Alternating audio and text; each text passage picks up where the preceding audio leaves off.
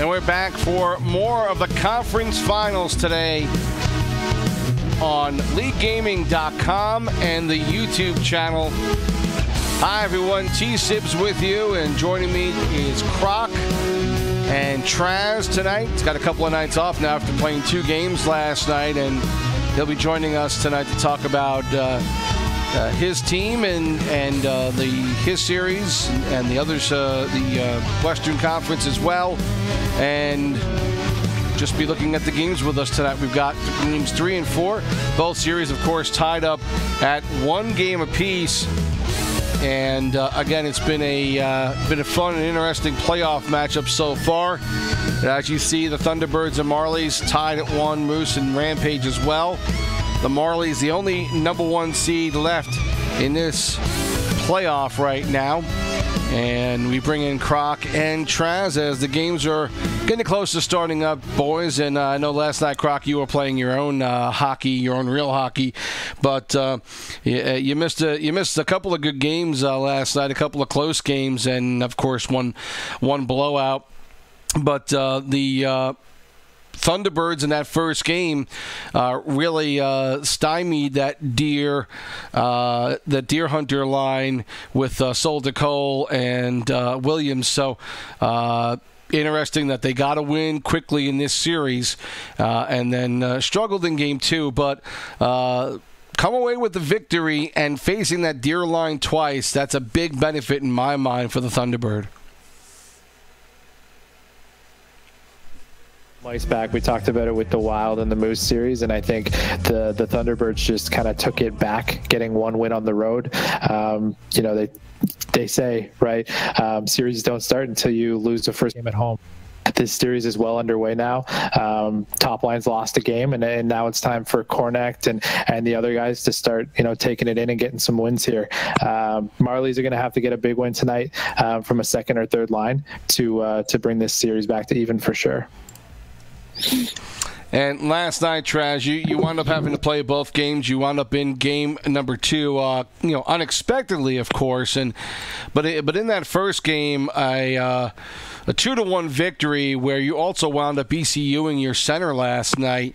You wound up picking up both goals in that game, but you had to fight hard for those. Toronto not only you may have had issues trying to get offense going in that first game, but they played pretty good defense and held you guys in check for the most part, and got a lot of shots off. It was a real struggle for you guys just to get that win. Yeah, Sibs, for sure. You know what? I think just looking back and having some time to sit back and reflect on the game, I think nerves had a lot to do with it. That big game 1, a lot of pressure on them. I think they weren't really playing their game, aggressive. Like if you watch game 2, they came out and they were aggressive and they were playing. That's how they play all year. Right. That first game, there was nerves on both sides, our side and theirs, and you just didn't really see a flow. I mean, you saw the domination on time of attack, but even they had that time of attack, they weren't really doing much with it. I mean, Raider played great and, made big saves, but I mean, they weren't like, crazy acrobat, it was just a lot of simple stuff. So, that's kind of, we got lucky, with how the game just, whether it was nerves on their end or what it wasn't, but, we just played it, that's how we had to play it. And we came out with a big win and we're sitting in good shape now. And on the other side, that Western Conference game as well, those games yesterday, the Rampage, again, losing that first game to Manitoba, but then coming right back in game number 2, taking that one 3-1. And again, if you watch that game, to me it was very reminiscent of the previous series in Game 7 against the Reign, where they might not have had the best of the play the whole time, but they did what they needed to do. Their guys were in the right place at the right time, played good defense, got good goaltending, and it just fell into place for them. And they've been doing this for 2 series so far, and now this series, where you look at that first game, or you look at a couple of games where they lose, and you're like, okay, I'm not sure how they're going to stay in this, and then they find a way. They come right back and find a way to win the next game, Krok. And I think the fact that they haven't really gotten beaten hard a couple of games in a row is significant to how well they bounce back when they do lose. For sure, and this is the scrappy Rampage team we've talked about over the last couple of weeks, right? 2 Game 7 series in a row. They answer the bell, and they're going to have to answer the bell again tonight.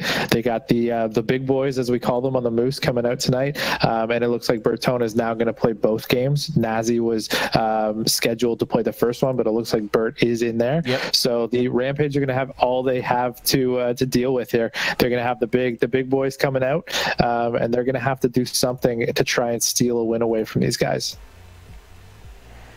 Teams are getting lined up at least for the Western game. It looks like we've got the team of the Moose lining up. We'll show you that in a minute here. On the other side, we're taking a look at Springfield's feed tonight for this first game, and they have almost all their guys in their locker room, so these games will get going soon. Unless there's a major issue, we don't usually have issues of forfeits, although if you go back to season number 5 and the Moose forcing a forfeit in Game 5, I think it was, in that final series, extenuating circumstances and sometimes an entire team wanting to string you up will force you to call a forfeit on a team in the playoffs. So, and that's pretty much what we wound up with in that series. And both teams have asked for time in the management game time chat, so they both are going to need a few minutes here, it looks like, before we get underway. Not at all surprise. Any surprise to you so far in what we've seen in these 2 series, Krok? The fact that they're 1-1 right now. We're just at a point of a level of talent now where I don't expect blowouts right now in the conference finals, and I really don't expect it this year in the final games either. I think we're going to get close series all the way through. Yeah, I mean, in terms of surprises, like I can't really say I'm surprised. Like, I thought the Deer Hunter line was going to lose a game. I maybe thought it wasn't going to be to an ECU center, and obviously Traz played left wing on that. And you know, anytime you should never count out Traz. Let's just say that. But with an ECU center taking a win against a number 1 line and number 1 D pairing, like, that's pretty surprising to me. You would think that those guys would have the the fortitude to kind of break through an ECU, and they didn't that game. In terms of the Manitoba Rampage line, I think it's fairly straightforward.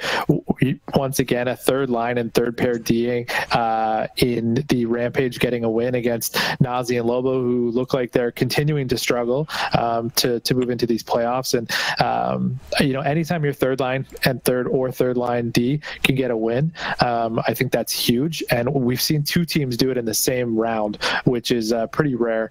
So surprises, no. 1-1 is where I thought it was going to be, but maybe who's getting the job done is a little surprising. In the first game here for the East, in Game 3 tonight, we've got Jay Morris, Jay Fish, and Matt Sabb going up front, last I saw, unless there was any last minute changes. Yeah, it looks like the same on mine. And you never know for sure.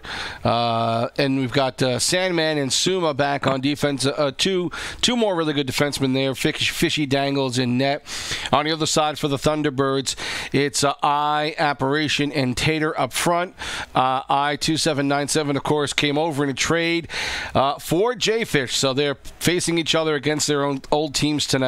And you've got Horror Scene and 72, Corey back on defense, and Red Raider back in net tonight in this game. And so we're going to switch over now to the Moose and the San Antonio Rampage. And you see this game, Bertone, Rocky Grat, and Brian Adores Liz up in the front line there.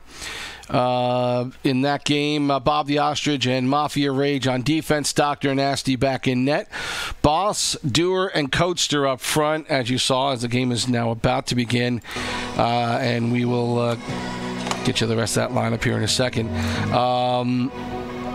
Let's see. Yeah, Full Throttle was playing lefty, and we had and Buffalo Mick. Buffalo Mick, yeah. And NJ's very own in net, so that's a nice matchup of goaltenders with NJ and Nasty. They've both been very good this playoff series.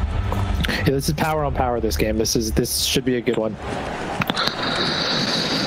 And we thank Brian Adores Liz for the feed on this one tonight. Oh, that's a little bit of a break. Bertone came in, but lost the puck, and now a shot quickly on Nasty as a save. Blocker to the right side. Another shot goes wide, and the play backs out again. Other games still trying to get together to get into the challenge room, so we'll let you know when that one starts up. Underway in the first period here with the Moose and the Rampage. Brian controls, flips it in. Going to try that dump play at least for a little while here. Bertone loses the puck. Gets it back over to Brian, who slams it home. That's the first goal. It's a big one. There you go. Yeah. Because the Moose really play like that. Those old school New Jersey Devils. They get a lead, and then they're just gonna sit. They sit on it, right? They just poke away and counterpunch and prod away. The Moose take a quick 1-0 lead, and we saw a lot of that coming. If you watch the Toronto Marlies game, the second game last night, and I know Traz watched it, they were able to hook up with Williams a lot on that kind of play, and that's something they love doing. And you see, used to see a lot of teams do that in the first couple of seasons. A lot of them laid off it for a while now, but it's coming back again. That's something we are trying to focus on, and we did in the first game. Not let them get time and space in the corner there. Put pressure on them. Nothing. Just don't let them sit there and make easy passes. The second game, they just were coming out full-fledged, and it was tough to stop. We knew it was coming, we couldn't stop it. Ice now as Manitoba. With the early 1-0 lead in this game, the other game is about ready to get going. We'll kick over to it in a little bit, show you a little of that, and then get back to this one before the first is over, if we happen to get that way. Ooh. Good pass up front, but Rocky not able to connect on a backhander. Bertone controlling, double team, gets it out front, can't find Brian. Good defensive play there. Now quick play back the other way, puck almost tipped in by Mafia. Now again Nasty with another save. Yeah, and it's imperative to not overreact there, because they did have a guy cross crease open, and he elected to shoot the puck. So it's really important as a goalie to make sure you're centering up to that and letting your D take care of that guy. But it really looks like they're moving the puck well here. Back to the point for Mick. Buffalo Mick's shot is blocked. Puck is flipped up in the air and loose. Now picked up. Good check by Rocky Grat to knock Coaster off it. Toronto and Springfield just underway now in the first period.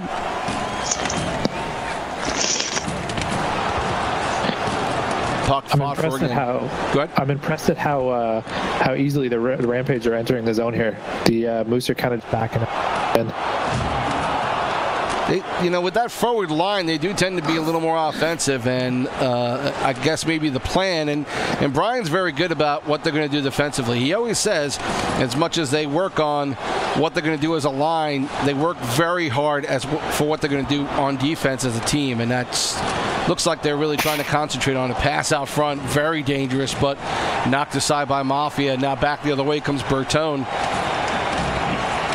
This has been a very back and forth one, even though the score isn't indicative of that with a 1-0 lead. But I mean, the Rampage are getting their shots. I'm watching the Springfield game here, and it looks like there's a little bit of nerves on both sides to start this one. A few ices, a few offsides. We'll close out the first period on this game and then get you over to the other game. And Springfield, we gotta go. By the way, just opened up the scoring over there. 2.5 left to go in the first period here in this one. Ooh. Rampage are taking good shots. Yeah, the Rampage are on the attack. A pass in front. It looked like that was for Boss, who almost connected and brought that home. The Rampage, the best of the offense so far, even though they're down 1-0.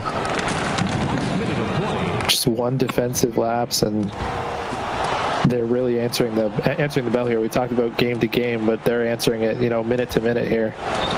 I tell you what, they are moving the puck incredibly quickly when they're in the zone. That's pretty obvious right now. Oh, that's a nice move too. 2-0. T-Birds. Sorry to keep jumping in here. I'm getting a little excited over here. We're going to fade over and take a look at that game now and get you caught up on what's going on there. I didn't catch who got the scoring in that goal, that second goal. I missed it as well. It might have been App. But you see Springfield now a 2-0 lead.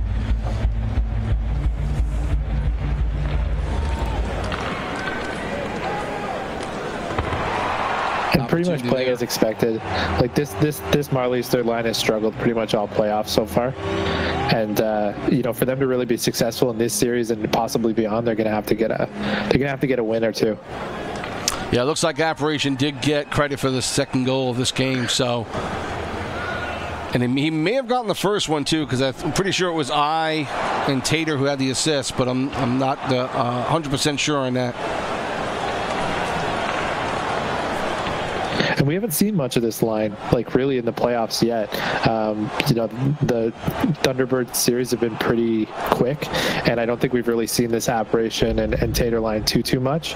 Maybe once or twice, I guess it would be. We kind of had to play a little. Sorry to jump in. We've kind of had to play a little mixed up with the lines here, just based on availability. So a lot of the times throughout the season, I was playing with Tater and App, and then just recently I've been playing with I and Studer. So it's kind of a mashup, the mixed up line, but I mean they're getting it done. I mean, we've played enough together, so.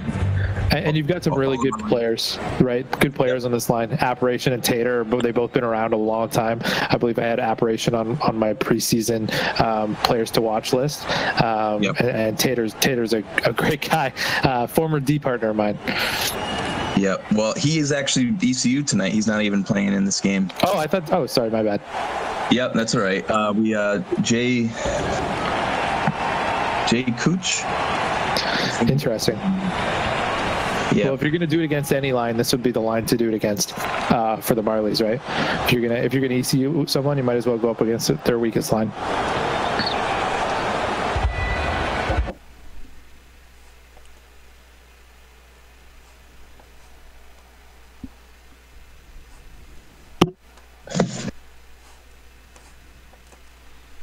So we got a little bit of a freeze up here.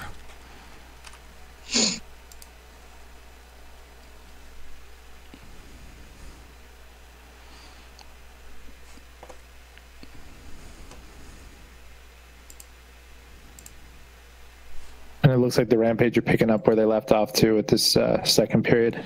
Sorry, folks. We got if you're still hearing me, we got a little bit of a technical issue here with getting these feeds back up. We'll get them up here shortly.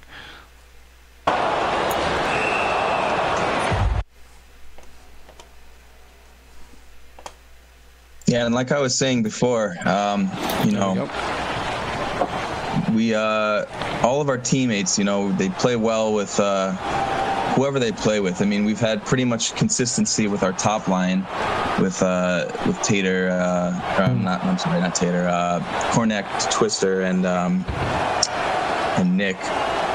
But they've basically been together the whole time. But the second and third line have kind of swapped here and there. So I mean, there's chemistry. There's familiarity, I should say. Yeah, and that's key in the playoffs, right? You're never going to have your perfect lines every single game unless you have amazing availability team-wide. So it's really important you can have guys that mix and match well. So that's definitely a key.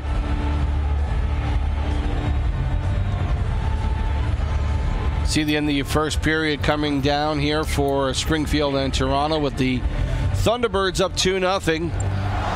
Ooh. Good face-off win. A great shot right off the face-off. It looked like that was, Jay Cooch who wound up with the goal on that one. Right off the face-off, picked up the puck and went to the right side of Fishy and found an opening, puts it home to make it 3-0 now. And Toronto really needing to figure out this game. That's a hard one for Fishy as well too on that goal. I mean, the animation's pulling you one way, and you know, typically when a player can skate across the crease like that untouched, it's pretty difficult to get a stop there. We switch I'm going over. to give a lot of credit to Apparition. Sorry there, Sibs. Okay. He's played right wing for us all season long. Just to hop in here in a big game 3 and hop in at center, you know, he's doing a good job. Definitely. 10 face-off wins. Shots 8-3 in favor of Springfield in the first period. We look at now Manitoba still ahead here with 3 minutes left to go in the second. San Antonio has had more opportunities here in the second period, but still cannot connect. Now play in front with Bertone trying to sneak one in, but not able to do that. So back the other way we come. The key here for the Rampage is going to have to be not getting frustrated, right? You just got to keep plugging away. Offsides there for Manitoba. You know, the one goal, really nothing NJ's very own could do on that one. And but he has played well. Nasty has played well so far, and you would expect this one to be a low-scoring affair. Buffalo Mick played well in that game 7 again in the last series against the Reign. Bob the Ostrich and Mafia Rage have played well all season, so is Full Throttle. So good goaltenders, good defense. You got to expect this to be a 2-1 game somewhere along those lines. Yeah, with just the level of defense on both sides, like the Manitoba defense is amazing, and this Rampage defense has been really good. Ooh, close one in front of the net there. We head back over now to the other game, Toronto and Springfield, for the second period as we join in there. And you see we have 15 and a half left to go in the second period. Icing call made. We'll stick around here for most of the second and then watch a good chunk of the third for the other game. Try and bounce around a little bit, but try and keep you in the game for a little while. A good steal in front, pass out front, opportunity there, goes awry. Not able to pick it up was Jay Fish, and now a penalty being called against Toronto, and Springfield is on the power play now. Toronto's going to have to get something done here by the end of the second if they want to have a chance in this game. 3 goals is huge. Shot off the faceoff by Horror is a save by Fishy. Fought in the corner. Puck is still loose in the slot. Finally cleared out by Jay Fish all the way down. Back the other way is Apparition up to the left side for I. Puck is loose and not totally cleared out. Now finally cleared out. 45 seconds left to go in the power play. Springfield looking to make this a 4-0 lead with this power play opportunity. Puck behind the net. Sandman gets knocked off the puck. Koch still trying to pick it up, gets it back to the point. Corey. This is great control. Yep. Now to the other side now, trying to break out. Good breakout pass on the breakaway, over the glove and in the net. It's a big goal for the Marlies. Big goal. Yep. And I believe that's Jay Fish. Yep, Jay Fish with the goal. And Toronto finally on the board. What a great pass, too. It looked like that came from Suma on the right D. It's a pretty good chance to answer the bell right after a goal there, though, too. That's what I'm saying. I just takes that puck with a full head of steam, and it's like he just gets to the net, protects that puck well, and makes things happen. I think these guys will not let that goal get to him and get another quick one here. San Antonio's tied it up on the other game. 13 minutes left to go. 1-1 now between the Moose and the Rampage. Wow.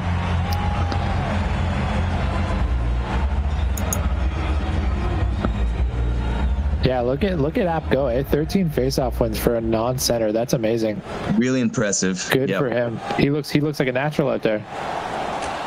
Oh, good tip in on a there it is. Big there it is. Interesting shot from the point, and a really good tip in. Fish is not much it could do with that one. Second goal for I in this game. Nice tipping in front of the net.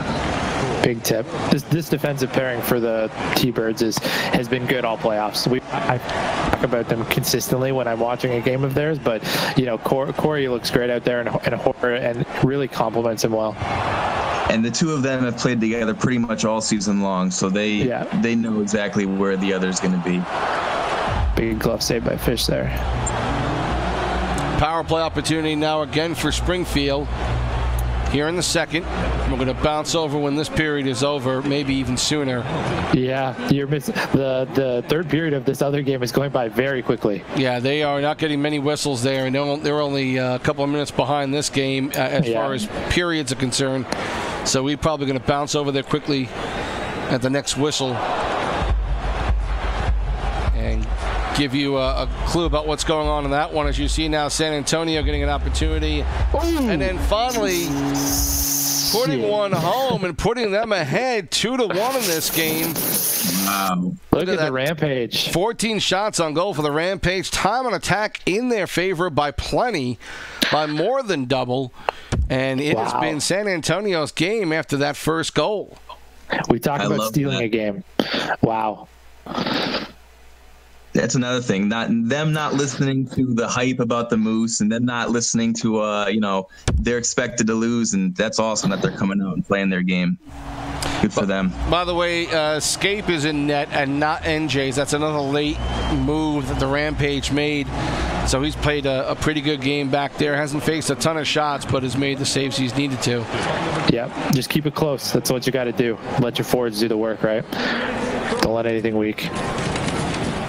And we'll keep on this game for now. We'll get back to the Springfield-Toronto game. Shot from the point, deflected, but could not get it on net. It's gut check time now for the Moose. You know, these guys don't like losing. For sure. No one does, but... Especially a game like this, huh?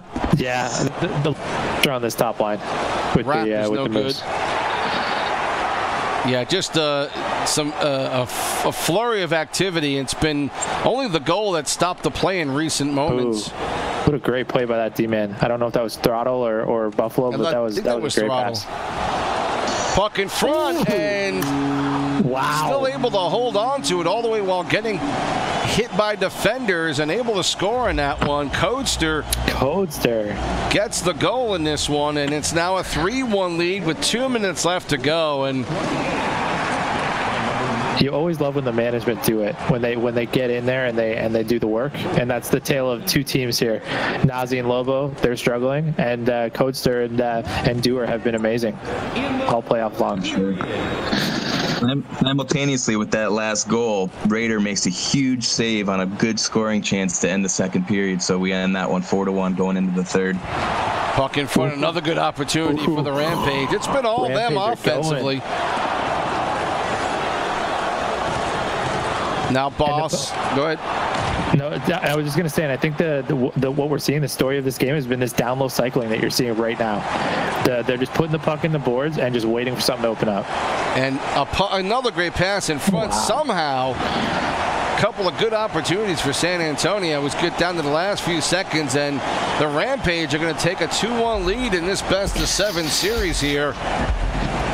If nothing fantastic happens in the last 15.9. And the pressure for next game is solely on the Bertone line's shoulders. They are expected to get a win. This is huge. Huge game for the Rampage. So San Antonio, winding down the last couple of seconds, have taken game number 3, 3-1. And now, again, that Bryan line's going to go out one more time. And is going to have to do something in game 4 to keep this one fairly alive. But after that initial goal and a good pass, that was it for the Moose, and they have now gone down to defeat in this one. We'll switch back over to Springfield and Toronto, and that game's still going on right now. Third period. Springfield doing a good job of protecting the league, setting up the trap, making it difficult for Toronto to enter the zone. They're playing really well defensively right now. Puck deep in the Springfield zone. Now penalty being called. Toronto will get the power play. This is a big one. Big power play here.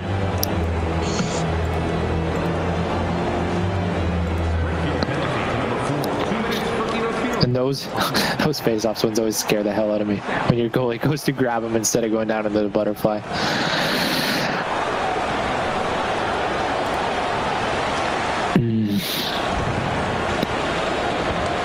Good recovery. Just dump that thing. Oh, there you go. Yeah. And the Marlies got to be careful not to just go one man to the net kind of thing. They got to move the puck around against these guys. Can't dangle through 3 or 4 of them, especially with this collapsing defense. Sandman from the point. Shot is blocked. Good play by Corey. He slams it all the way down. On net partially. Fishy having to make a save there. Now teams are at full strength. 11 minutes left to go in the third period. Toronto needs a goal quick.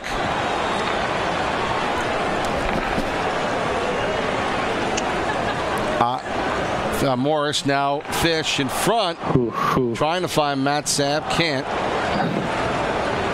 Corey chases after it and knocks it out of the zone. Oh, that's a good play. Catching up to is Jay Koch, who goes in unattested. Gets a pass behind the net. Now looking to get it across, but no one's there. Picked up by Suma and knocked out to Jay Morris. Did he get a stick on it? No, it'll be an icing. Yeah. Corey's in there just mucking it up after the whistle. I love it. Playoff hockey.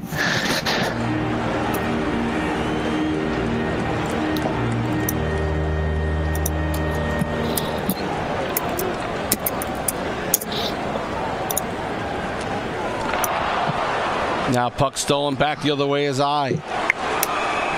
Tries to maneuver around, can't do it. Puck up now to Jay Morris. Pass in front and a good leg save. Raider just getting over there in time to stop Matt Sabb. Wow, timely save by Raider. And Traz mentioned he made a big one when we weren't watching. It's huge when you're that for you. For sure. Shot saved by Raider, out of position, but luckily good defensive play in front by Corey, who held off a couple of players, but a power play now again for Springfield. Wow. Raiders looked really good positionally other than that last little hiccup there, and was able to get back, but he's looked on. He looks on this game. Puck off sides, 4:46 as you see left to go in this third period. Springfield still up 4-1. Now I almost unattested going in. Gets it back, comes out front. Hasn't anyone to pass to.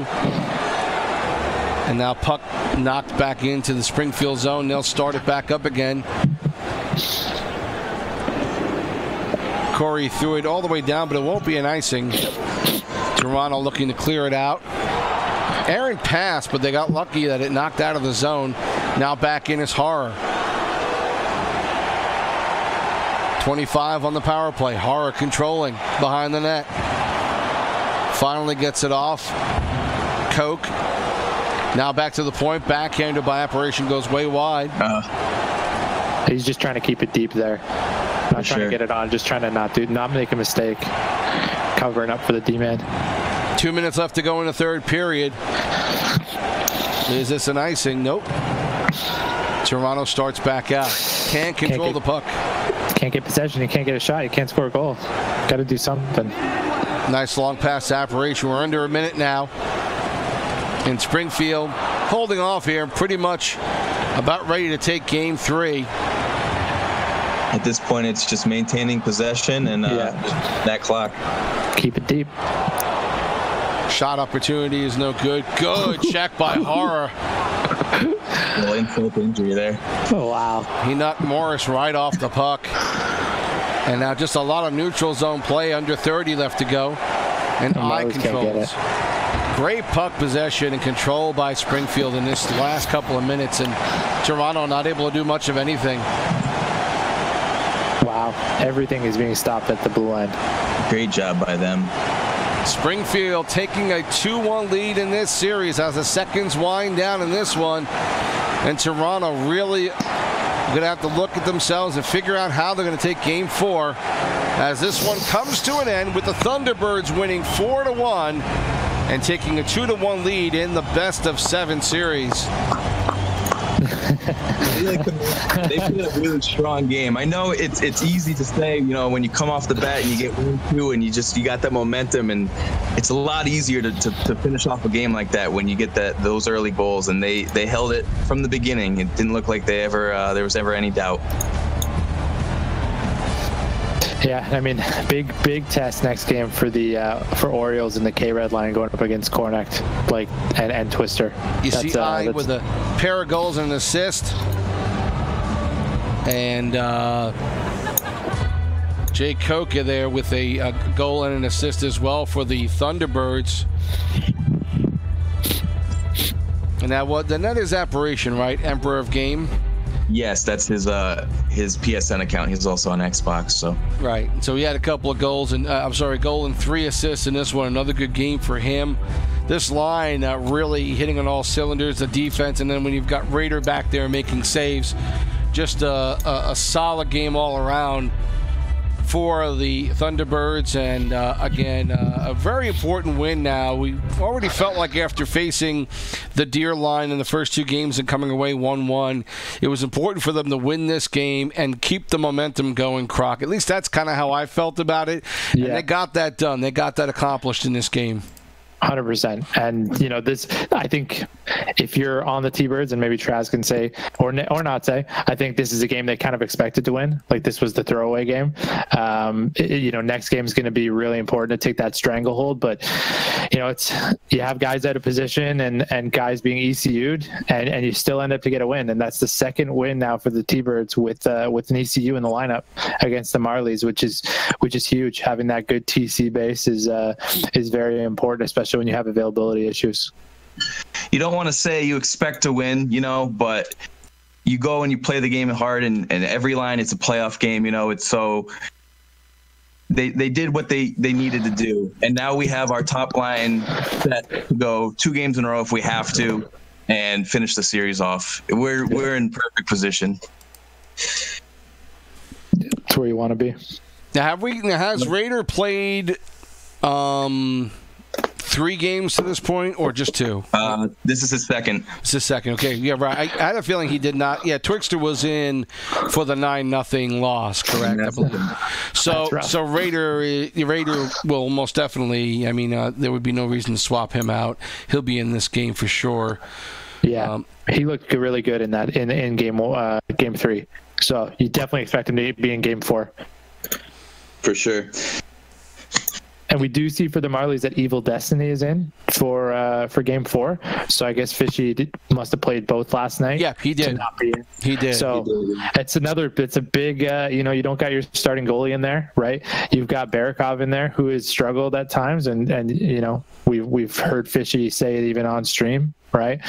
And you're going to go against the top line. So you're going to have everybody firing on all cylinders fairly quickly to go up and get a win here.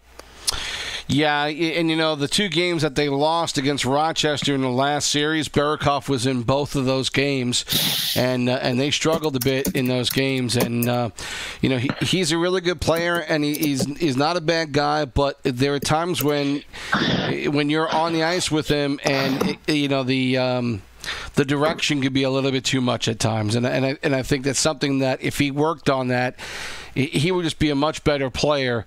And you know, it's just one of those things that we see a lot of players like this who are very talented, but their emotions get the best of them, and he's a really good player who I think needs to calm down at times and just play the game, just play his game, and let everybody else worry about theirs. Yeah. And to be fair to him, right? He's played with that third line pretty much every game in the playoffs so far. So this will be his first game playing with I would call it the second line for the Marlies. So it'll be interesting to see how he responds to getting to different forwards here, and hopefully he can, you know, get it together, as they would say. Well, the stats for the game number 3, the Rampage 3-1 win against the Moose are in right now. 17 shots to 7 in favor of the Rampage in that first game. That line of Rocky, Bertone, and Brian only getting off 7 shots. That's amazing. Time on attack, 353 for the Moose, 739 for the Rampage. And those 2 stats alone right there, guys, spell out what happened to the Moose. Just, again, really good offense, 17 shots on net, but they play great defense. It all worked for the Rampage in this game, and the only goal that the Moose put up was some good passing right at the beginning of the game, but after that, they just were completely shut down. And Coaster with 8 shots, 8 of those shots on net. That's putting the puck on net. Yeah, he's. But even just testing the goalie and keeping him honest and keeping him engaged as well too, is huge, right? That line did a really good job with that down low cycle, which is something that we've seen the Bertone line do at times, to kind of playing their own game plan and flipping it on them, and it worked really well. And I'm sure that Discord is going through some discussions right now with the next line that's playing against them and kind of the things that they've seen. But like we said at the end of the game, pressure is solely on the Moose right now. They expect to win here, and I think if they don't get one, then they're going to be in some trouble here. You see Coates with a pair of goals in this one as well, and an assist. Boss with a goal and 2 assists. Dewar with 2 assists. Again, I mean, this is the kind of game that Rampage want to play. The fact that they got 17 shots on goal is a bonus. And I'm pretty sure if those guys get 12, 13, they're very happy with that. And the fact that they were able to get that many chances and really play an offensive game to a point that, I don't think we necessarily saw in the previous series. It may have been their best offensive game for this line to this point. Yeah, definitely. I would agree with you there, and Dr. Nasty was, like, to be fair to him as well. Mm-hmm. He had a very good game, right? Yeah. 82 save percentage definitely wasn't his fault. It was just the Rampage kind of doing their thing. Yeah, stopping 14 out of 17 shots, and again, very important to be able to.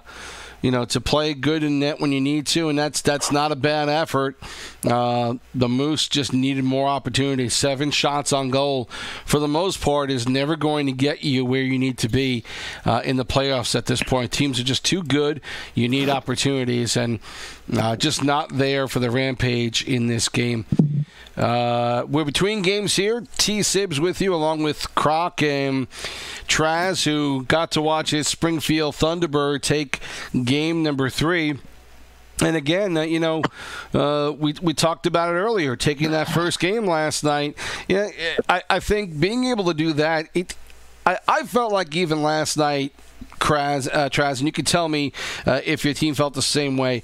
That 9-0 loss, it didn't matter how many goals. It really didn't matter at that point if it was 9-0 or 1-0.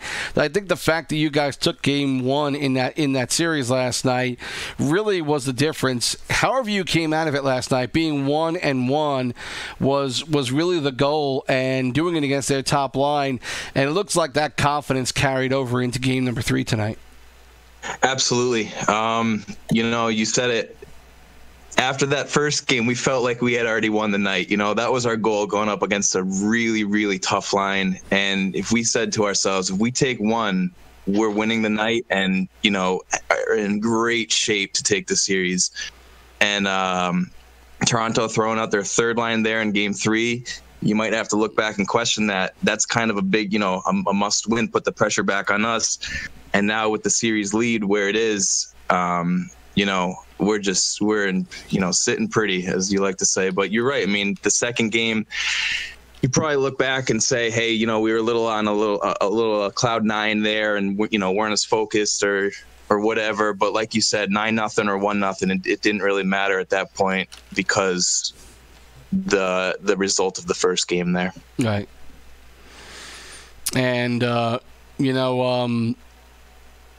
was looking at some of what happened last season. Of course, the Thunderbirds wound up meeting the Moose in the final game in the final series last year, and didn't fare too well. And obviously the organization wants to get back there again, but. And a lot of players swap out for sure, but there still has to be a desire for the organization to try and get back there. There are still some guys who are part of it, and folks up in the big club there who are part of it who want to see this team win. And the Thunderbirds have been pretty good for a couple of seasons now, and you know, we don't want to count Toronto out for sure, but just playing what I think is a really smart game. I think this team is more talented than the one we saw last season, but they just seem to be more focused and more organized than what we saw from the T-Birds in the finals last season. And again, we you know, the series is far from over, but I feel like you know, the Thunderbirds have a type of focus and some good planning that is so critical this point in the playoffs, Krok. You know, you can make it in the playoffs. You can make it even past round one with a lot of luck and just forcing the puck in, but you can't make it too far in the playoffs without having a good game plan and having everything figured out ahead of time and having everybody on the same page. For sure. And I think it comes down to, you know, where you find yourself in terms of, if I'm not mistaken, other than that, and I'm just checking here now, other than that first series, the Thunderbirds are pretty much looking the rest of the way being the away team, right? So you have to be able to identify, you know, how you're going to attack, you know, that first Sunday on the docket and who you're going to put out.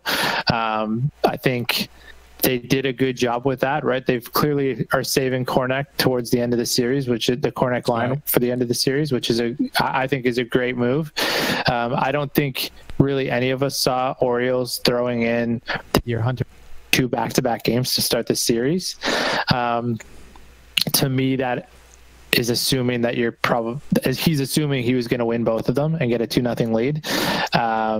As most people would. Sure. But now you're expecting, like, looking forward for the Marlies, you're expecting the K-Red, Orioles, and Prodigy line to probably win 2 games for you based on what we've seen so far in the playoffs, which is a tough task of your second line.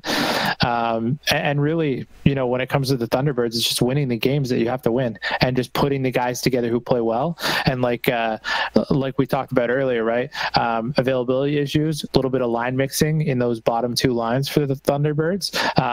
And it's worked, right? It's worked with the ECUs. It's working with the line mixing. You know, you can attribute some of that to the goaltending. Rader's been amazing. You can attribute a little bit of it to the defense as well, too. We just saw a great D pairing in that game really take over and not give the Marlies very much at all.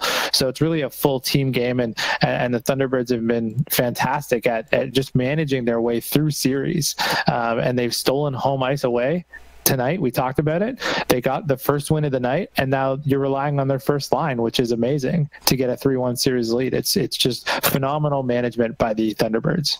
Yeah, and I agree with everything you're saying. Firsthand seeing it, Tater's done such a great job of just being smart, you know, strategical, seeing, you know, what they're throwing out and doing a really good job of just knowing the other team and putting us in a position where we're best suited to win. And, you know, everything he's been throwing out there has been working so far, so you can't really dispute it. So a lot of credit to him, Corey as well, and Twister as well. They did a great job, obviously, assembling the team throughout the year, and now in the playoffs doing exactly what they need to do to put us in the best position to win.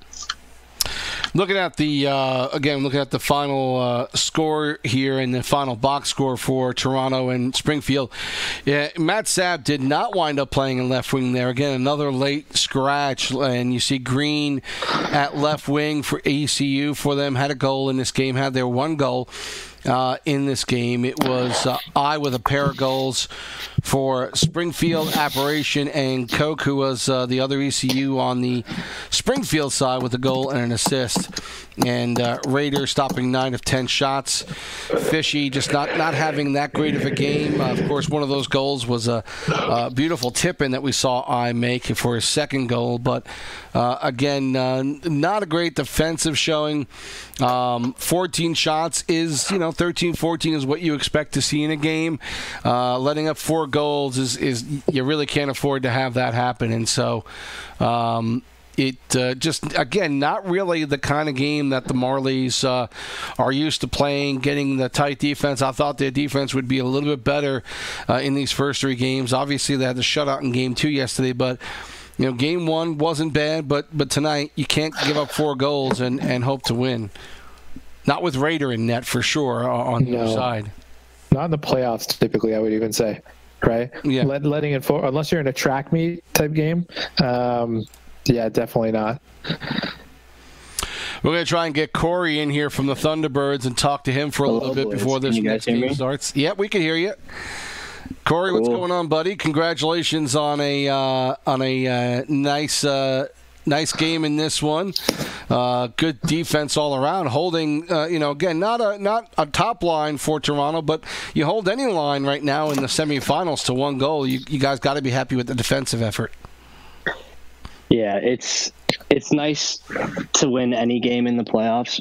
And it's nice because they had Jay Fish going, and we actually had Jay Fish earlier, and we traded him for I.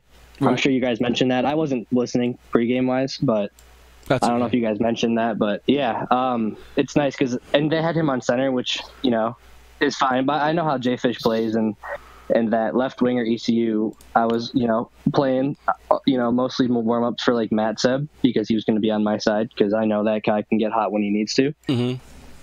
But, yeah, me and Ho have been working a lot defensive-wise, so it's always nice to play very well, really. And our right wing, ECU, was very nice as well. Yeah, Jay Koch, who played well, and talk about your forward line coming back to help out too. It looked like you were getting help throughout the entire game, and again, some of the better teams in this league who play good defense. You've got your forwards helping out, and you've got the slot clogged up pretty well, and it looked like the Marlies just couldn't get anywhere near Raider for the most part tonight. Yeah, we had to transfer Apparition over to center for this game because our availability this week was not the best. Mm-hmm. So he was playing some warm-ups with them prior to Game 3, but he was very nice defensively. You couldn't even tell that he wasn't a center, I'm going to be honest. Uh-huh. He was playing very well, and I and Jaycock also back-checking very nicely helps everyone out. Hey, Corey. Traz? It's Traz. Congrats, buddy. Good job back there. Yes, thank you, Traz. I was going to mention it, man. I forgot you were here. Yeah, buddy. Just watching the game, that's something I wanted to ask you. I mean, that's the first thing I noticed, how well App played at center. I was gonna ask you to talk about it, but I mean, you already mentioned it. He did such a great job tonight. I was really impressed. Yeah, he was very, very satisfying. I enjoyed that. Has he jumped into center a lot this season, or has it been sparingly? No, he's a straight right winger. Not at all. So. Wow. Yeah, he's played every game at right wing. Yeah. And just to add insult to injury, winning on face-off. Well, face-offs were won 20-10. How many of those were his? Probably all or most of them. Most. But he didn't lose that many. No, they're all his. Yeah, 67% on face-offs, and so that is all him. 20-10. If at a position he's not used to playing, that shows how versatile he is. Not to take anything away from App, but I don't think Jay Fish is a natural center. I think he's a natural left wing. Yeah, he was our left winger. Yep. And just doing some really quick research on Apparition, both across Xbox and PlayStation. That was his first career LG game at center. Yes, it was. Wow. Really impressive. Interesting time to have that happen during the playoffs. The T-Birds jerk continues. It feels nice when everyone can get used to things when we need them to happen ASAP, really. We almost couldn't fit I into this game. He actually played on a hotspot that game. Oh, really? Wow. Yeah, we didn't have any EC. We would have forfeited, so that was our only option. So I cannot complain about anything that happened that game. Yeah, it was a really solid game by that whole line, I have to say. Very nice. Well, now you've got Game 4 coming up here, and again, this is another trap game where the guys feel really good after this game. You've taken 2 out of 3 from Toronto already, but it's no time to relax. How do you keep the next line and the next group of guys going in this one and not lose focus in the idea that, there's really not one to give up here. We've got to take advantage of the fact that their top line has already played their games, and, we don't want to push it all the way to 6. How do you keep guys focused in this game? What I always tell them is never take the foot off the pedal. And And this game 3, we had 3 first period goals, and we like to get at them early to kind of suck them out of the game a little bit. But yeah, I told them. I mean, they know our first line knows what they're doing. I trust Twister. I always give him shit, but I trust him. Kornek's obviously a nice guy, great guy. He's got it going. I'm not too worried, but like I said, you can't never just underestimate anyone. And I don't know if you guys said anything about game 1 or 2, but to win it, we lost 9-0 last night. I'm sure you guys. Yes, we did mention that. We touched on it. Yeah, I was gonna say you kind of got to mention that. You can't just hover over it. But we could have lost that game 1-0 and been completely okay, because obviously that was Toronto's first line both games. And we took the first one, and we thought to ourselves, well, we got the one, and that's really all we needed. We needed that one, and they did it. That's pretty much what we said just before you came on too. TSibs asked me that same question, and I answered it the exact same way, buddy. Yep, that's it. Just the one. Help everyone out. That's right. And our third line, actually, I wouldn't even call them third line. I just call them the birds, really. Everyone who has played on Sunday, after these 3 series on Sunday, we've both been 1-1, and we've won in 5 games every series so far. So just got to keep it that way. Well, the game's going to be starting up hopefully in a few minutes. We'll see what kind of what kind of games we have coming up. Right now, we have the starting lineups in place for the most part. We'll see if anybody comes out at the last minute, but on the side for Toronto, Prod, Cred, and Orioles as expected in this game. Justino and Barakov on defense. Evil Destiny in net for the first time in this series for Toronto. On the other side, Kornek, Twister, and Nemodio, and Classic Karma, Jay Bask on defense, Red Raider back in net for this one. And so golden opportunity, and with Kornek playing in this game as well with Twister, and they've been incredibly successful this season. This is a very good chance, but they're not going up against a pushover line. Really, I consider Prod, Cred, and Orioles to be really the second line on this team. So an interesting matchup, one that I think is going to be a 3-2 probably game if it even comes to that. But a close one, good offensive teams on both sides here, and we'll see what the Thunderbirds are able to do. But this line for Toronto, guys, I'll start with Krok, Prod, and Cred. Traded a couple of times, came back to the Marlies, and it wasn't really sure, wasn't positive who was going to wind up being their line mate. And Orioles is that kind of guy. He stepped up, and of course, being the GM, that's what you do. And he wound up filling in the hole that was needed on this line. And Prod and Cred have been just tremendous since then. Orioles has been great in supporting of these guys, and this line certainly could take a game tonight. And again, they've been able to do this now for a good while since the trade deadline. They've got some good chemistry going now, and Prod and Cred already have good chemistry as brothers, but now have figured it out with Orioles, and that kind of familiarity, Krok, is in the benefit for Toronto, and really, if they're going to have a chance of breaking through offensively, this might be the line that finally puts up some numbers and gives the Thunderbirds a good going here in Game 4. For sure, and I think I might have been downplaying this line a little bit when we were talking this matchup earlier, but this second line for the Marlies is a definite second line, right? They're very good, is what I'm trying to say. Mm-hmm. There has been, word gets around this league pretty fast. The K-Red prodigy, they've been traded a couple times this year. There was thoughts about that they were maybe hard to play with, and I can't think of a better guy to play center for them than Orioles, right? He's a silent leader. He knows what he's doing. He's a fantastic player. There's not a whole lot you can do to argue about what he does on the ice. So I think playing with these two guys, these two brothers on the wing is a great fit for this line, and they've done fairly well this year, right? Familiarity is very important in a game like this, and if they are going to have success against this really good line that the Thunderbirds are putting out, then they're going to need to be all on the same page, from defense, goalie, all the way up to the forward line, doing their thing in the offensive zone.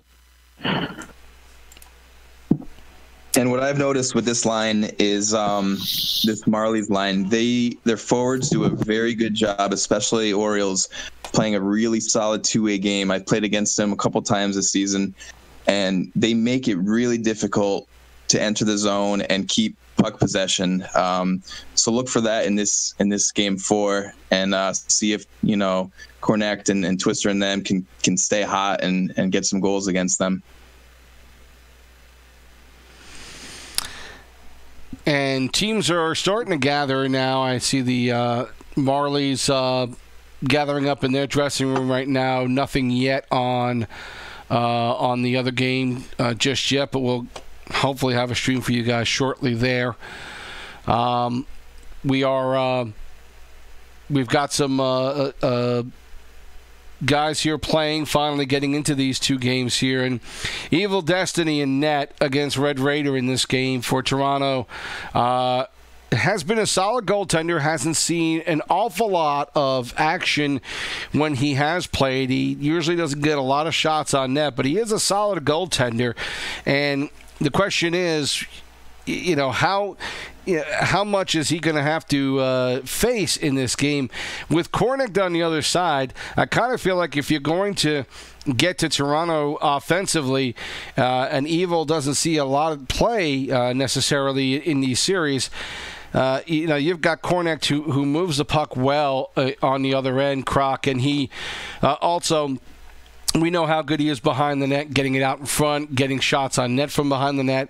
I think Destiny really needs to be on his toes for this one because, this is not a pushover line. This is a line that has connected well this season for the Thunderbirds, and he's really not catching a break playing this game 4 in net for Toronto.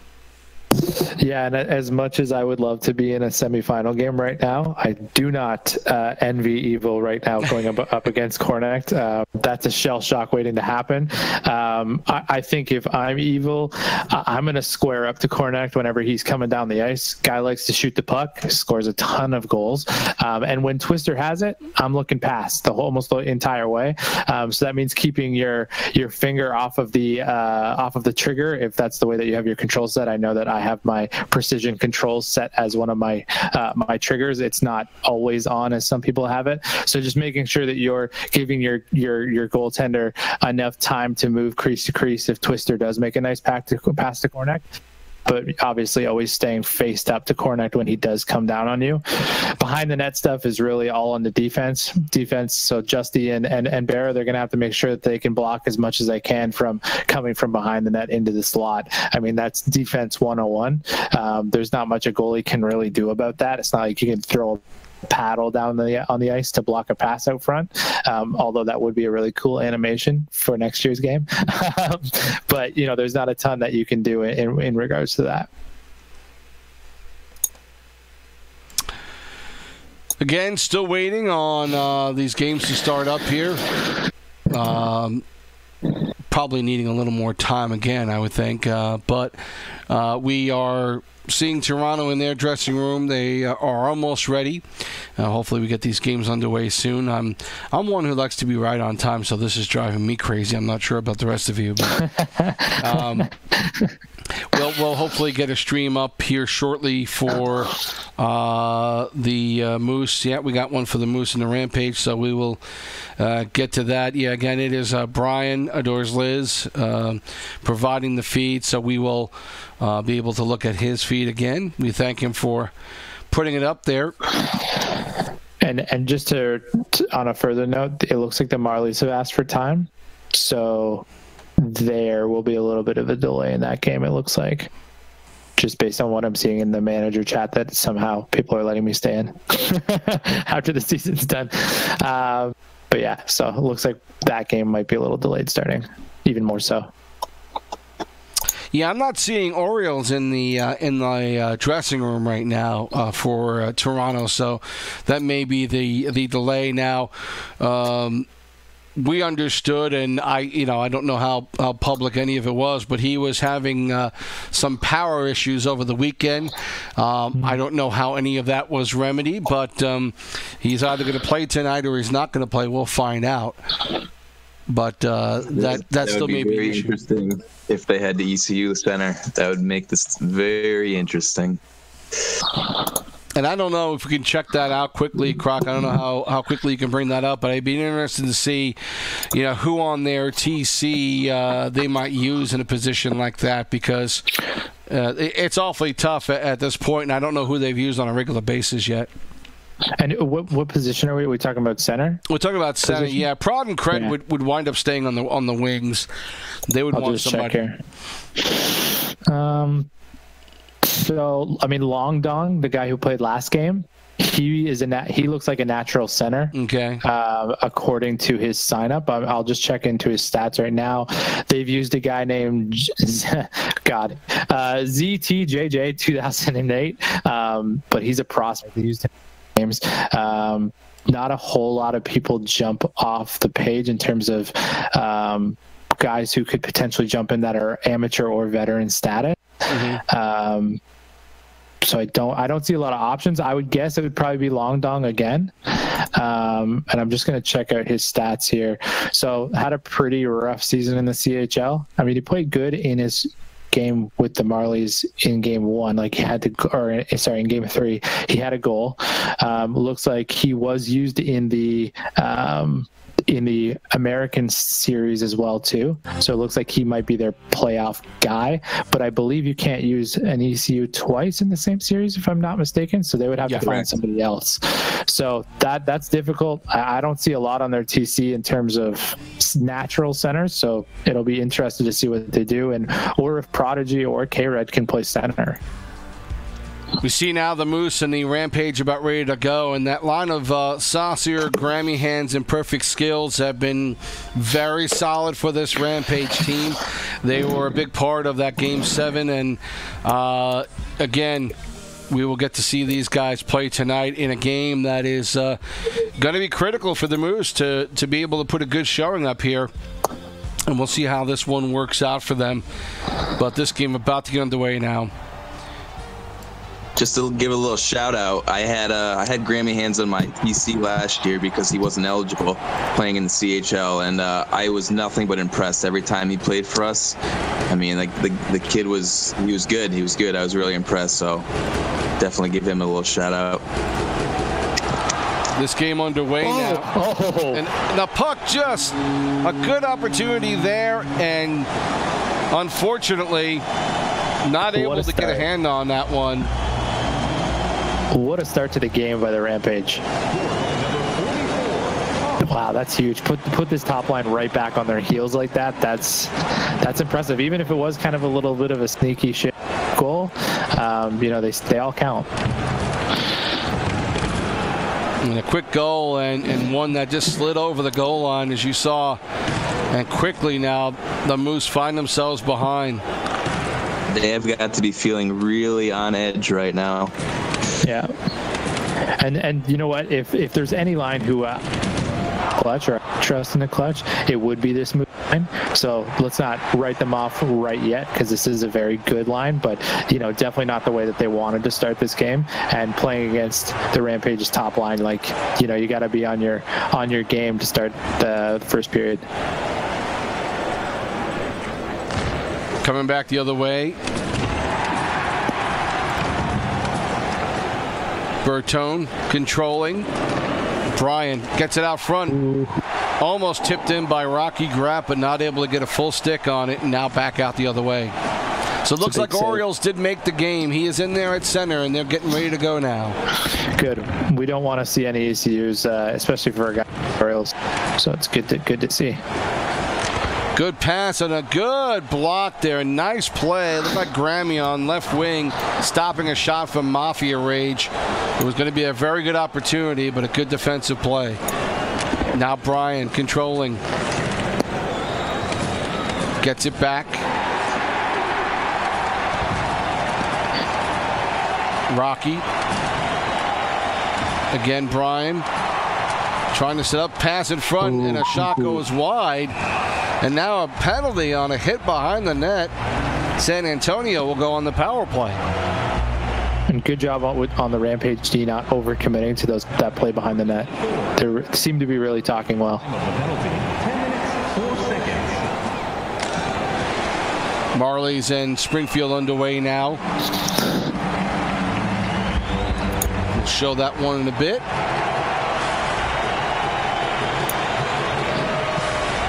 Face off deep in the San Antonio zone. Back to the point. Weak backhander goes nowhere, and now San Antonio taking their time getting it out of the zone. Good kill of the power play, but now back the other way come the Moose. Mafia loses the puck. Good poke check by Grammy. Now Mafia brings it out of the zone while stick handling, and then offside is called.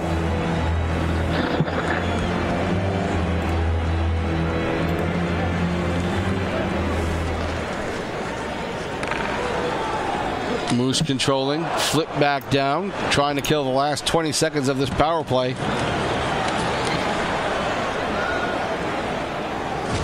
Good hit by Brian on that play. Not really much going on for the power play here for the Rampage. Puck is loose. They stole it. Moose could not get out of their own zone. Now still struggling to get it out.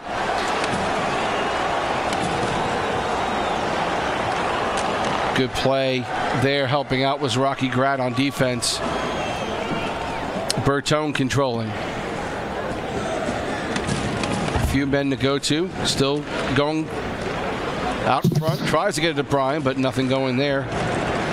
Now the puck out again.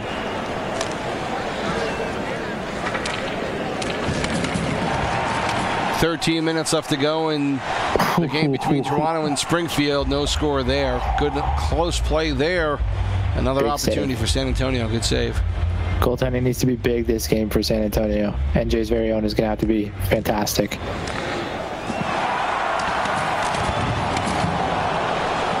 Puck cleared out. Now starting to break the other way. Getting past the defenseman. A beautiful goal. The Rampage are on fire tonight. Oh my goodness. I can't believe we're watching this line get beat this bad. This line from the Moose. This is we haven't seen this all season. They lost one game in regulation all season this line. It really is incredible. Yeah, and we might see them go 0-2 in one night. Like this is something. This is unprecedented. Yeah. You would not expect this at all. It's really wow. Another play almost knocked in by Rocky. And now the Moose trying to come back the other way. Down 2-0 here. As we come upon the 1 minute mark remaining in the first period. Mafia back to the point. Shot is blocked. Now in front. Dirt gets it away, and now coming back the other way. San Antonio 2-on-1 opportunity, and a good play. Good stop in front. Wow. And that'll end that period, but not a very good one for Manitoba. 4-3 of the shots in favor of the Moose, but really the play not in favor of them for the most part in this one. And we will take the time now to switch over and take a look at the Toronto and Springfield game, as that one now is 6.5 left to go in the first period, and we still have no score over there. Love the jersey choices from both teams, I must say. Red on blue, I like it. White jerseys are for plugs. Let's go with just color on color. Both teams doing the hold off there at the last 20 seconds, saying they want to go to white, so we'll play in red and blue. Mind games, love it. It's playoff time. That's right. Still no score there. Good opportunity in front. The Marlies knock it back and come out the other way with Orioles trying to control it. He gets knocked off. We'll get back to the San Antonio game in a minute. Go ahead. I think the Marlies just got to take this game one game at a time, right? Just, get through a period and just try and win every period, or at least tie every period, right? And I think if they get out of this nothing first period. I think that's, you got to take that as a win, especially against this line. Got to say something nice about the Marlies with two Thunderbirds in the chat.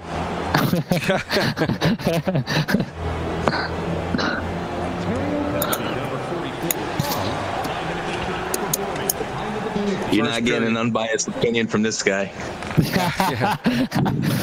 No, we don't expect you to come in here and say, "Oh, we're gonna lose." Definitely not. I wouldn't either if I were you. First period over, no score there in that game. 4-1 shots on goal in favor of Toronto in the first period. So not a lot of offense yet from the T-Birds and from Kornick and that line with Twister. We'll see how it works out in the second period. Meanwhile, we're back on San Antonio and Manitoba. Good shot there. Good point shot by Mafia Rage. Oh, it looks like we had a major penalty in this one, too. Looks like the Rampage took a major penalty. They got 3 minutes left on this power play, so this is the time to get back into the game right now. Bob controls.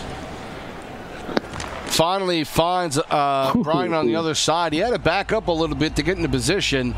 And when he finally did, Bob found him, but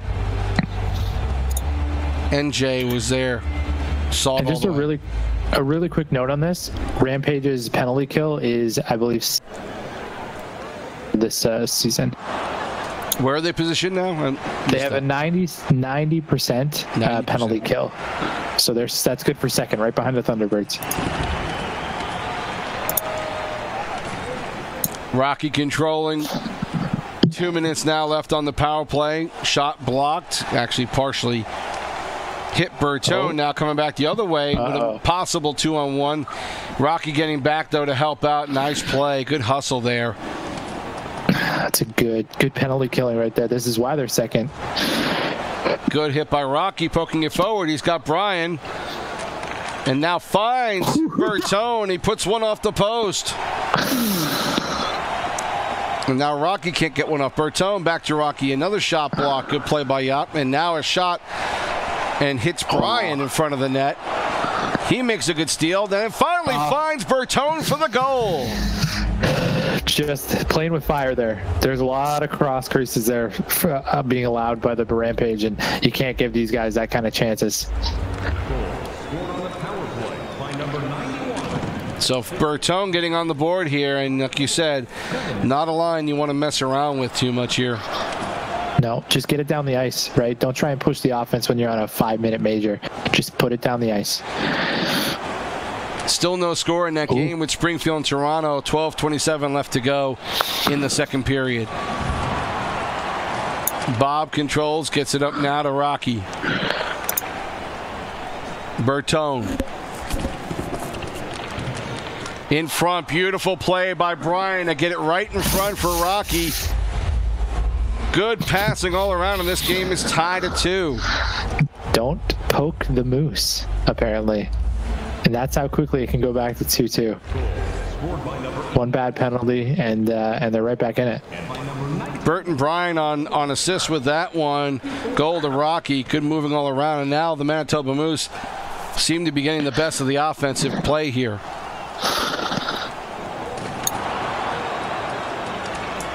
Puck deep in the zone. San Antonio controls. Grammy behind for Sauce. Now trying to get it over to Perfect Skills. He can't control. Now back the other way comes Brian. Good maneuver there. Now puck loose in front. Lost it at the last second, and Rocky could not get a stick on it. Rampage got to tighten up here. They're not looking like they did in the first period right now. A lot of momentum after that power play. Another steal from Brian. Another quick shot in front for Bertone, and good reaction by NJ. Got the right pad out there. San Antonio finally gets it out. That long penalty, Krok, really wound up hurting them more than we thought it would. Another good quick shot by Bertone. Now back the other way. They only let one goal in, right, on it, but it's just a goal. Good answer. Springfield up front. Same time as the Rampage too. Wow. 1-0. 2 goals at the same time. Kornick once again. Wow.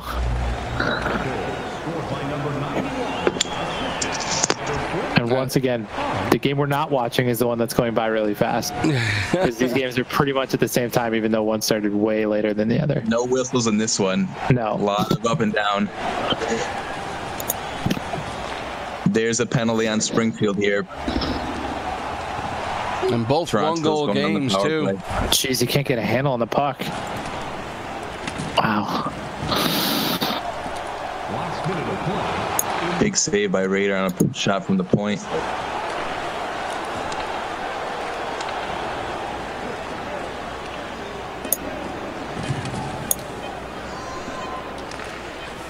Time winding down. Last chance there, but Manitoba not able to get one going. And while they came back, they still find themselves down by one.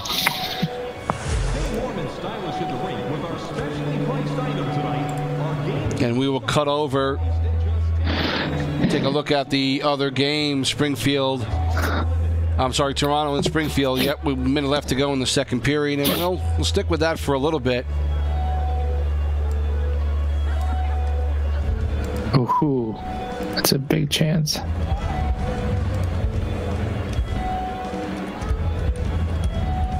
Looks like the Marlies have a little bit more pep in this game, though.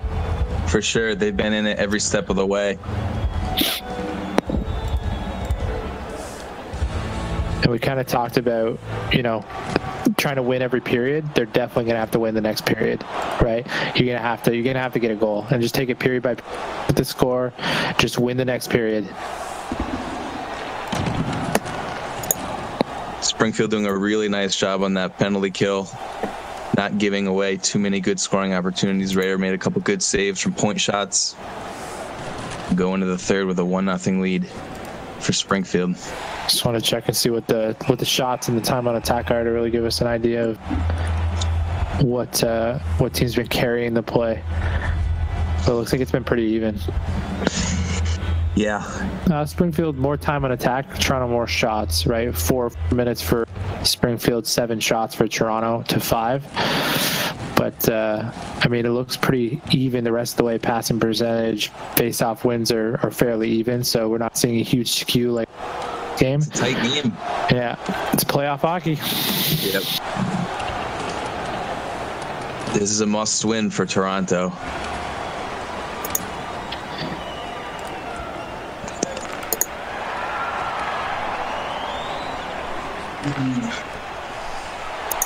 Third period starting in that game. Springfield up 1-0 in this one, and Toronto trying to hold on here and come back and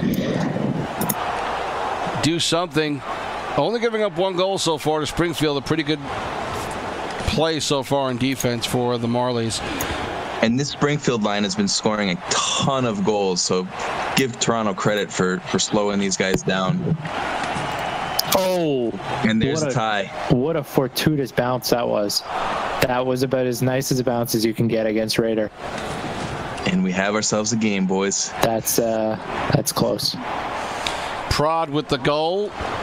Barakov gets the assist, so getting some play here by Barakov. Offensive contribution.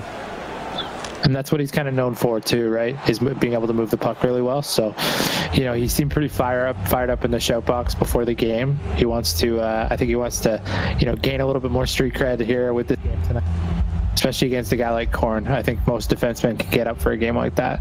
Manitoba just tied the game in with San Antonio 3-3, 10-13 left to go in that one. Scored by number 91, assisted by number 79, by number 12. Time of the goal. We keep on this game between Toronto and Springfield.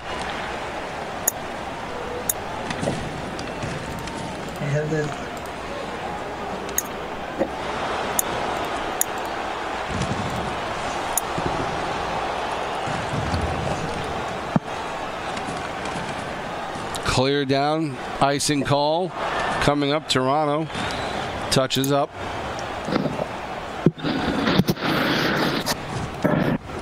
Difficult to choose what game to watch right now. They're both tied, both really good games in their own unique way.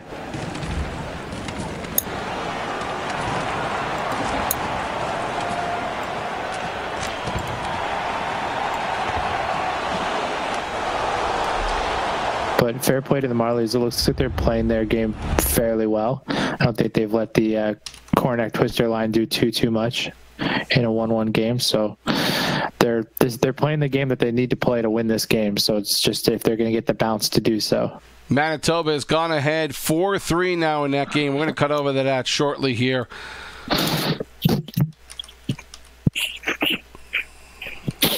And that's huge for Manitoba. Huge comeback in that game, being down 2-0 after the first. It's that's, like I said, that's the line you need to rely on.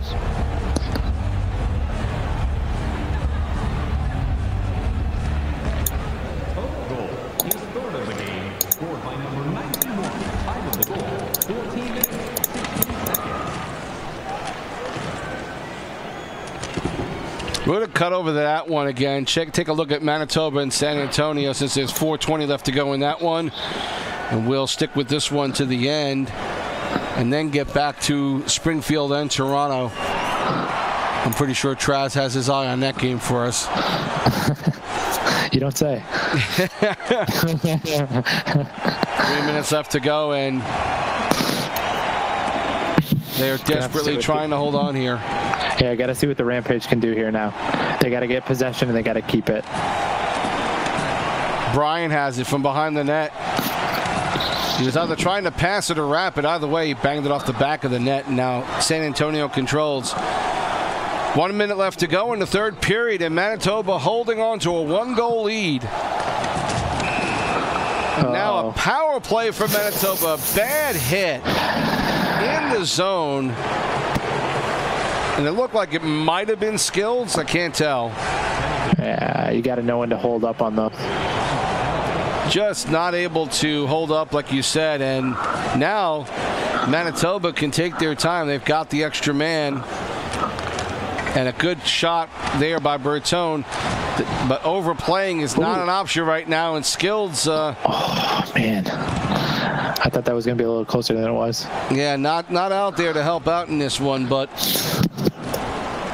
Manitoba controls. And now puck intercepted. And now a quick play on goal and a score! What a goal! Oh, my God. Wow. What a clutch play by the Rampage. A short-handed goal at a time when it was going to be San Antonio desperately trying to get the puck back, and a quick turnover. Wow. And I think that was Grammy hands with that play.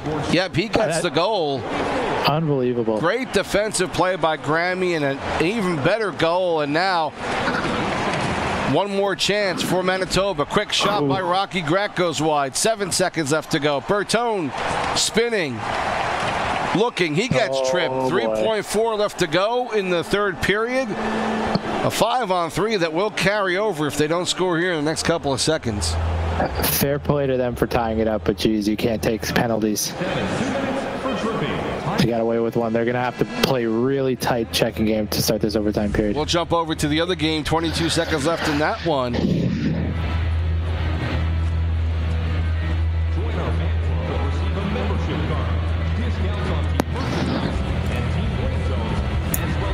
I think we're going to have 2 overtime games in the same night. I think you might be right.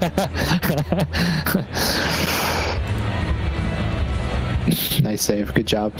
Wow. Unbelievable. Like, honestly don't know which game to watch right now. That's just flipping furiously between the two.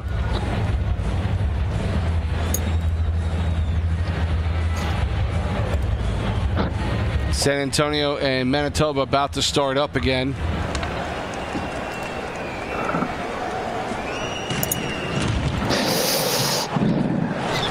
Gotta have a big penalty kill here.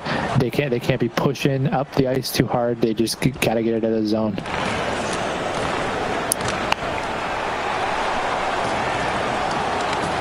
San Antonio controls and flips it out. Oh, what a reception on that pass. They've hit some good passes in this one. Grammy trying to do something with it. Oh, man. Doing all the work.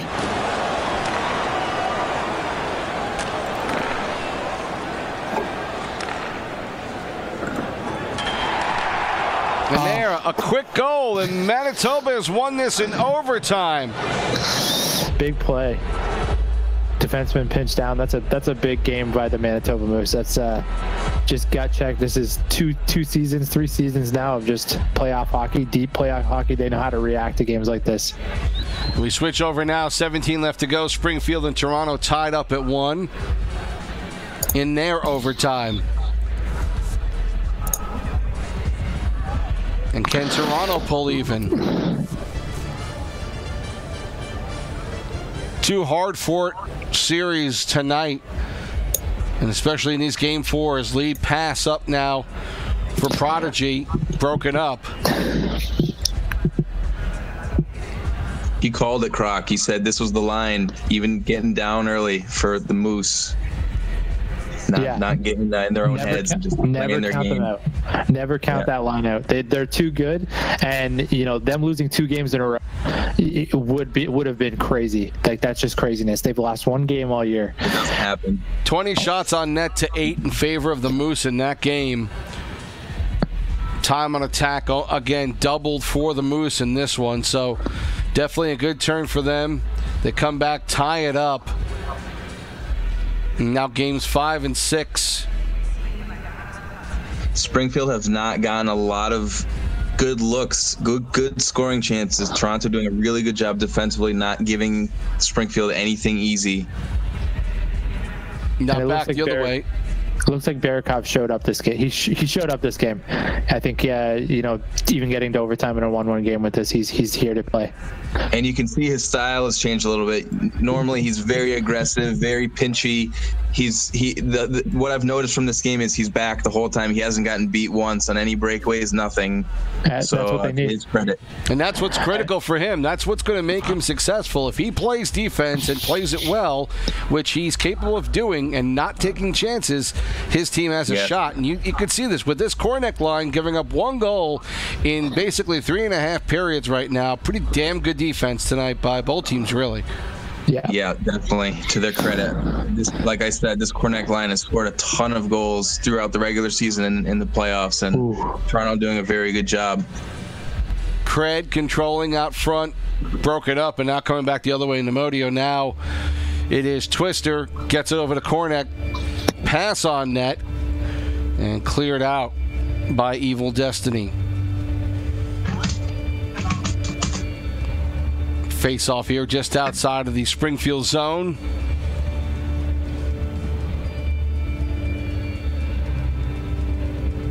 Good bounce there for Springfield. Kornek shot, good quick save on the opposite side by Evil. Back in again. Oh, another one. Is that going to be? No, it's going to be a good goal, and it goes hit off of Kornek, and the game winner for Springfield. Wow! You gotta be good to be. You have to be good to be lucky, and you got to be lucky to be good. That's the end of that game.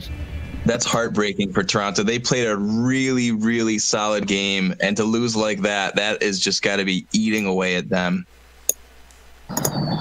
That is a tough one. Wow. So Springfield now taking 2 tonight and going up in this series. Wow. And who else would it be? Who else, right? Who else? This guy's going to be up to like 80-85% of his team's games that he's played. Like, it's wild. Kornek had more points this season, or more goals, than I had points. Just an unbelievable season by him. Put the team on his back. Interesting final goal there by Kornek to give them the win, and we're going to see if we can get Corny on here. Wow, just amazing. Couple of good endings to some games here in the game number 4 on both sides, and we hope to maybe get Kornek and see if Brian feels like coming on too. Let me touch base with him, but Yeah, just another good night of hockey, and again, we're going to see some close series right to the end here. It's again just some good games tonight, Krok. We got to see some good action in both series here. Amazing games tonight. Like, geez, we definitely didn't have any 9-0 losses. They were all super close and right down to the wire.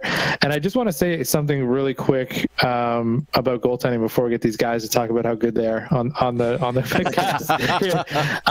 There's, of the 4 teams that are left, there's 2 goalies in particular that, I've looked at, and when you look at good goalies, and if you think back to some of the Calder winners and some really good teams in the past in the AHL, you think about goalies that have a presence in net and who, when they're on the ice, you really notice them. As some goalies tend to, just kind of make the saves, and they don't really make any big saves. They just kind of do what they're supposed to do. But there's really 2 goalies left in this playoffs right now that really command attention when they're out on the ice. And we just saw one get a win there at the end of that game. Red Raider has been amazing. He does not look beatable right now on pretty much anything other than those really EA type of goals, right? We saw one kicked by him basically. And the other guy is Fishy Dangles. Both look locked in, and although we saw Fishy in the first game but not in the second game, I can't wait to see both of them go at it tomorrow night. I think it's going to be a fantastic night tomorrow night when we see some of these teams go up against each other. Well, I think we may have Brian and Bert coming on. Either one of you guys here yet? Yeah, we're here. Nasty's on his way. We're trying to get Nasty on here as well. Again, wow. Struggling tonight to get anything and everything that you got tonight. But you guys played an incredible game 4. You didn't give up. You got down right away. And tell us what was going on after a very quick first goal and then being down. I think you were down 2-0 in this one early on. What were you guys saying to each other to get your focus back in this game? Go ahead, Bert. We just kind of had to stick to our hockey. If we play their hockey, we're going to lose. That's pretty much what happened in the first game. All credits to San Antonio. They're a great team. I definitely slept on them. They got a great 3 lines. If you play their hockey, you're going to lose. So yeah, it was pretty much just our game plan. Just stick to what we know and do what we do. Yeah, that's the nice way of saying it. What we were really thinking is, what is this shit here, man? After that first goal where they just backhanded it in, and oh my God, we were like, okay, everyone, just relax. And then we went down 2-0, and we battled back, and they got that quick goal again to go up 1, and we just told ourselves, come on, we've been here before. We got 1 period to go. And we felt better in this game playing against this line. I felt we were moving the puck better. We were getting in the zone a little easier. We had a game behind the net, and we just knew we were going to get that other goal to tie it up. Then we took that other one to go ahead, and we were feeling pretty good, and we had a little bit of a screw up there at the end, but Mafia came through big for us at the end with that pinch and scored the OT winner. And so coming away tonight with at least 1 win, did you guys feel strongly about the idea of taking both games, or what was the mindset about tonight? Were you going to be happy with 1 win, or did you really feel like you needed to win both games tonight? We talked about it. We wanted both games for sure. Like any line, you want to win both games, but we told ourselves, this is probably a really good team. We don't know much about them, and we found out tonight after that first game, like they did a great job playing defense against us. And after that first period, or after that first goal, 5 minutes in, they took control of that whole game. Like they were unstoppable in that game, and credit to them, they played amazing. And after that, we were like, okay, we'll be pretty good with a split now if we can just win this second game. So we were pretty happy with the results after game 4. And fair play to both of you guys in that game. Coming back from a 2-0 deficit. I mean, that's amazing. And we were saying as we were watching, never count this line out. They can definitely put some pucks in the net. And fair play to you guys for coming back and showing some real grit. Come playoff time, that's what you need, and you guys definitely did it tonight. blame it on Krok. He said we'd split the series. You know what? We're pretty big on scoring junk goals and EA goals. Like I always say, use those goals to your advantage. They're in the game, you know? And we had a couple of them that go against us tonight, and that's just the way it is sometimes, right? Sometimes they go for you and sometimes they work against you. But like I said, we came out with a split, so we're happy. Now we need our other boys to take care of business tomorrow. Good job tonight, guys. Thanks, man. So where, what's, splitting at this point after 4 games is, what was your initial talk if you got to this point? What exactly did you think, you guys were going to have to do if it was a split? Is this something a contingency that you guys have already talked about on the Moose? Is this something that you have a plan for these next 2 games, or do you have to talk about it tonight and figure it out? You can take that, Bert.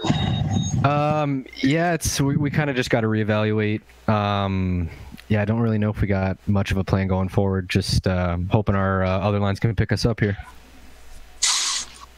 The goal is obviously to win both tomorrow. I don't really want to go to a game 7. And for sure. I mean, if they're going to throw out that line probably that beat us. Like, we're going to need some paper towel for sure if we go to a game 7.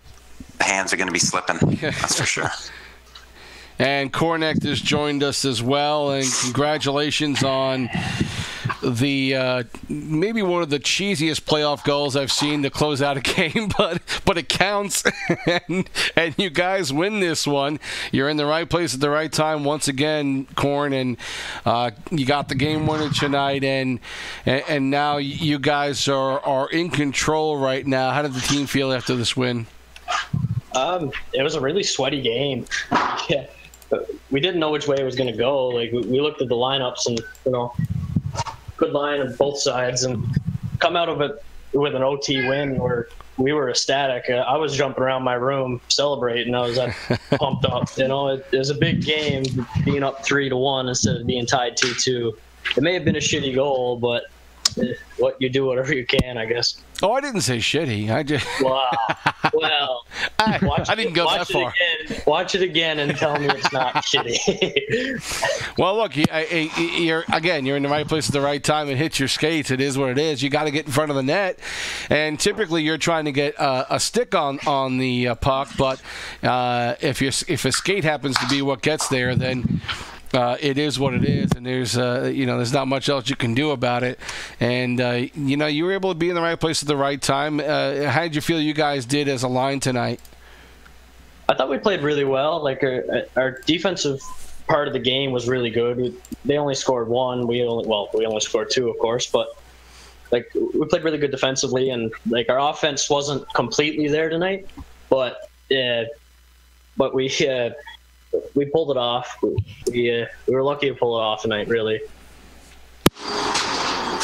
We've got the goaltender now in for the Moose, Dr. Nasty, who, again, has played 3 out of the first 4 and has done well in the playoffs and in this series so far. Congrats on the win in this one. And, a lot of the regular season, certainly you've had a great defense in front of you, and you've played well in net. And it seems like now you're getting tested. And if anybody had any questions about how good you were and all your 13 of your shutouts, how legitimate it all was, watch these playoff games, and I think you'll see just how good Dr. Nasty has been playing. How do you feel about your game to this point? I think I've been pretty good. It's just EA hasn't been giving me all that great animation so far. Especially during that first goal tonight, it was brutal. And then I know there was one against the Wild that I should have had, but it happened, so it's to be expected. But overall, I honestly have to credit a lot to the defense. The defense has been amazing.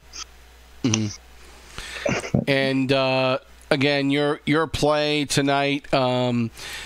There are so many critical points in that game, second period, and certainly the third period, really pressure-filled for both goaltenders. How do you deal with that? I mean, this is not the regular season where you lose a game. It's not the biggest problem in the world if you do lose. But there's a lot of pressure and there's a lot of stress in these third periods, tied in a game 4. How are you dealing with it? I mean, I honestly listen to music during games. That kind of calms me down. But Okay. but yeah, especially after those first 2 goals, I was kind of rattled, so I just had to clear my mind a little bit. And then after I got a few saves under my belt, that was all good. Corin, you got any questions for a fellow goaltender? Or I'm sorry, not Corin. I meant Krok. I was like, what? I meant Krok. Corin can't switch to goalie ever because he scores a year, man. Come on. Oh, I'm sorry, Krok. No, it's all good. I didn't really have any. I mean, I've been talking a little bit of ish about Doctor all year, so I'm really happy that he's coming through in the clutch right now.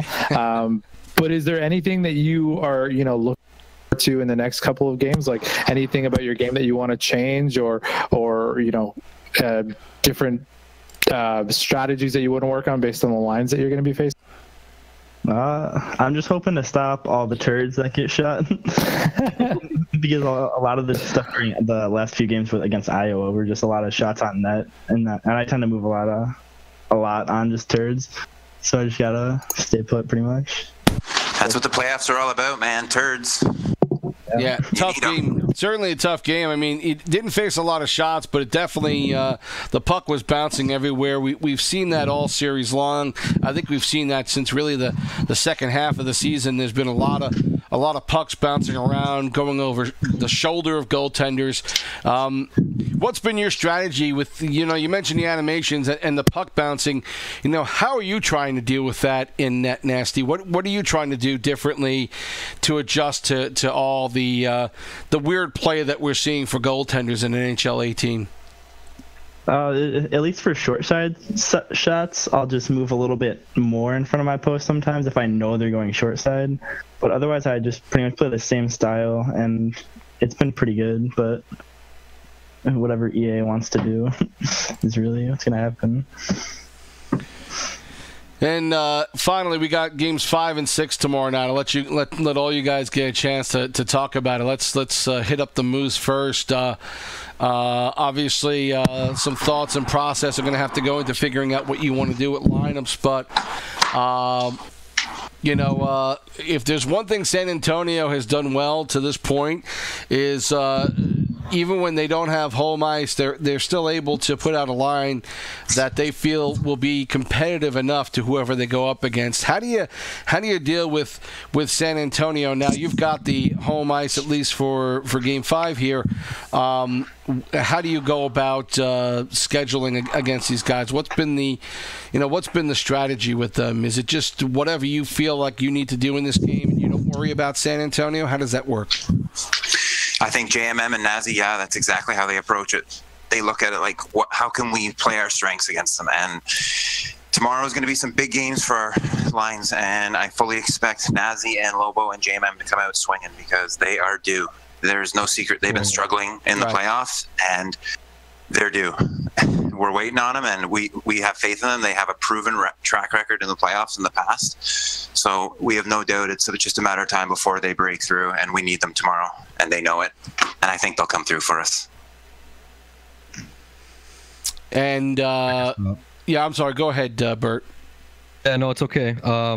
Just like considering our line, like just how good we've done all season, we don't really need to lean on a lot of our lines. But yeah, like in this series, it's coming down to it. Like our games are up. It's our other lines that kind of have to get it done. So yeah, we're just hoping they pick it up. Corin and Traz, how do you guys stay focused now? How do you come back and like you say, put the throttle down and keep this momentum going? What do you guys have to do tomorrow to be able to make sure that happens in Game 5? Well, not giving anything away, like it's going to be the same matchups you figure that you saw tonight. So you figure Toronto's going to throw out the Orioles line again.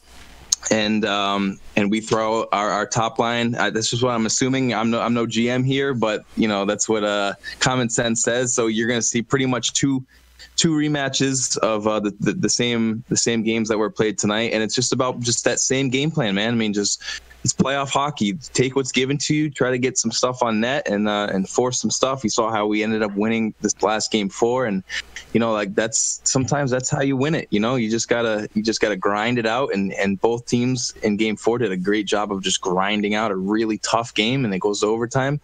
But you're gonna see the same matchups probably, and we got our top line going tomorrow. So to finish off the series, I mean, that's what I would expect.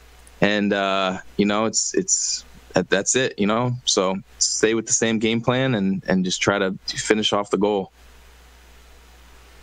Corn, I don't know if you have anything to add. The only thing we got to do tomorrow is win one. That's it. We'll win one. That's it. We got 3 chances to win one game, and we got my line, and then we got App's line going. Yeah. So, we won the game. We won both games tonight against both lines on Toronto, and I don't know how it's going to match up tomorrow with lines or whatever, but I'm hoping we can pull out a W tomorrow and not have to go to a game 7. Hey, Corn, how many overtime games has Springfield been in this playoff? Because I feel like every time I turn a game on with you guys, you're in overtime. That was we had 4 in the Hershey Shoot series. Right. Did you have any? 100%. I'm not 100% sure with the Phantom series. Sorry. Was it Phantom? Just feels like you're in overtime every time we turn the stream on. Every game has been closed. Yeah. Except the one. You had 2 overtime games in the Lehigh series, 4 in the Hershey Bears series, and then we've had 2 in the series. 2, I think, yeah. Yeah. So. And I think we've only lost 1 overtime game. Yeah. And I think I was a part of it, and it was the cheesy flip shot from the blue line goal on Twiggs. Right. So we've been lucky with the OT winners, but we'll take it. Corey just messaged me and said that we're 5-1 in OT. So yeah, 5-1 sounds about right. 5-1 in OT. That's pretty impressive. Clutch.